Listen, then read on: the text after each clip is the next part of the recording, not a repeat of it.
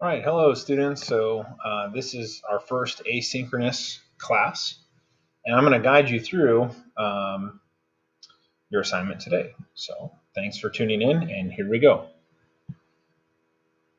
I would like to first direct you to week 4. This is assignment 006, America's Origin Story. Right? And we're going to click on this link, which will take us to my website. Okay.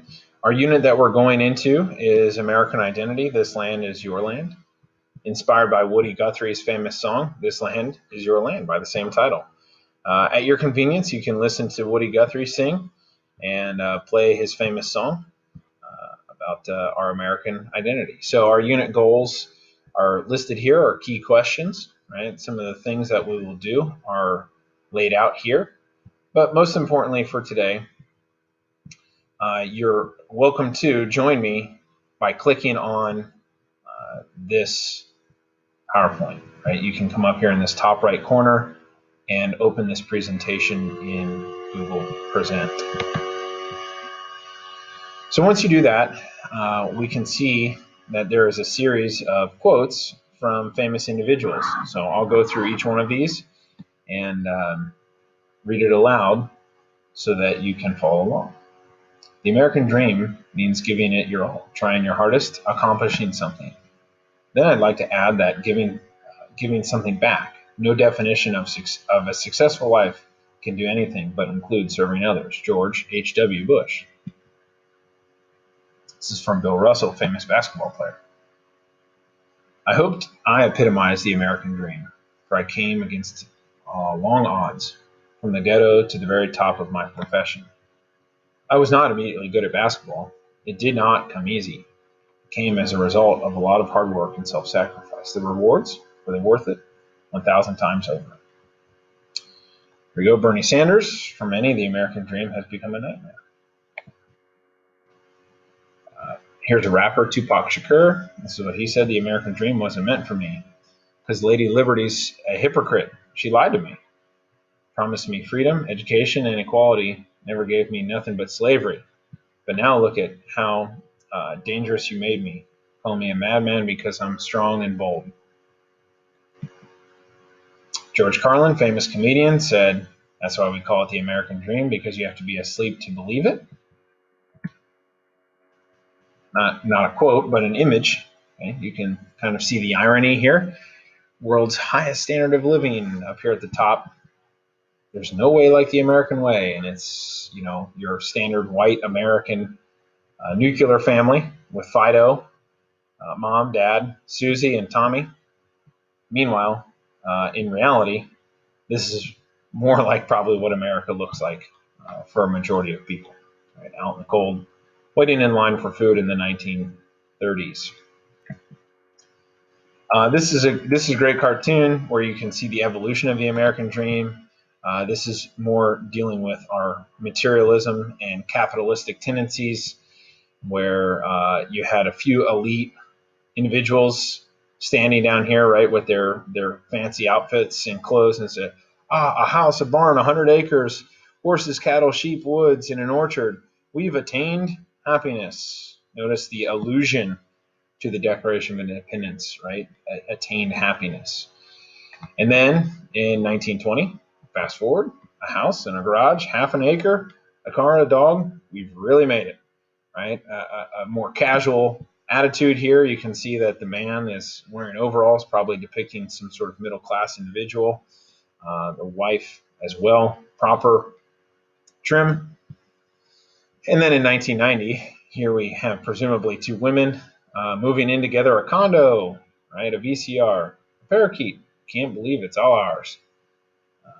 So I'll leave the analysis up to you, but that's kind of a summary. And you can see that we have very distinct understandings of what it means to be an American. So with that being said, we're going to start with early American literature here and turn these words into meaning. A couple of key questions. What is an American? Right? How is an American identity created? Why have people come to America, and why do they continue to come to America? Origin stories are the place that we're going to start. Origin stories range from the ancient Greeks to the Japanese to the Puritans, which was a religious sect of Christians in the 18th century. Right, all of these origin stories, all these people have origin stories, and they're not exclusive to countries or groups, or even, as you can see, cartoons. We'll see in just a minute. There's origin stories for all kinds of stuff. Right? Consider these examples. Spiderman, right? Peter Parker doesn't really get to be a superhero without an origin story of being adopted by his grandparents, wanting to become a photojournalist, taking that fateful trip to the museum and getting bit by a spider, which gives him an uncanny ability to sling webs and jump from building to building and do good. Right, that origin story is central to his superhero identity. Right? Taylor Swift, right? Her origin story of being this kind of normal, average, everyday girl is an important part of her origin story or her music. Um, as the middle version here of Taylor Swift with the pink background, made very roots music. Now, as a grown lady, she's making grown lady music, and this is all part of her American identity. McDonald's, the origin story here, right? This is the humble beginnings over on the left, right? 15 cents hamburgers, buy them by the bag, right? This very affordable, good tasting meal provided at a very high pace was part and still remains part of an everyday McDonald's experience. In this origin story, seeing how it was an American company founded by Americans is a big part of why they are so successful. So officially, an origin story is an account or backstory revealing how a character or group of people become a protagonist or antagonist, right? In this case, all of these examples were protagonists. These are people who become the good person or the winner.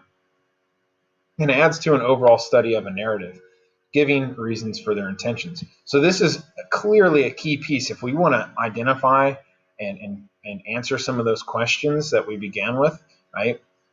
It is crucial that we understand the origin of those citizens, right?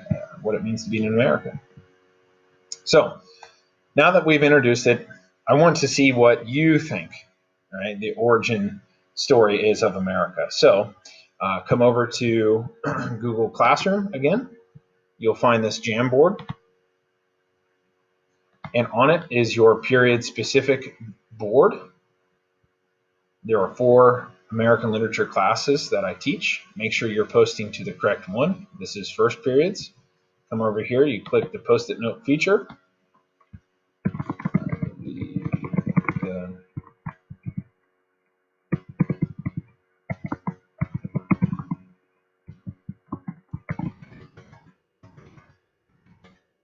And then don't forget your name. Right. And this will be your in-class assignment. So after you watch this video and think about it,